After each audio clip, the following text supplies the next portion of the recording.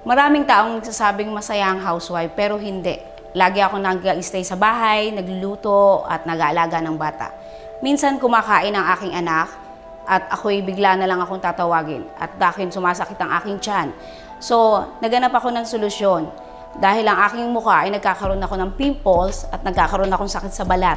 Binili naman ako ng aking asawa ng gamot, pero ito hindi epektibo sa aking katawan at parang naisip kong lalong lumalala. Kaya nag-search ako sa internet at nakita ko ang Hinoki Detox Sponge. At ito'y epektibo sa aking paa. Ginapit ko sa paa ko at nakatulog ako ng maayos. At ito ay gawa ng Japan na gamit ko. Pagkatapos kong gamitin itong gamot na to, sa loob ng 20 na araw, talagang epektibo siya. At may re-recommend ko to sa aking mga kaibigan. Ito'y gawa ng Japan.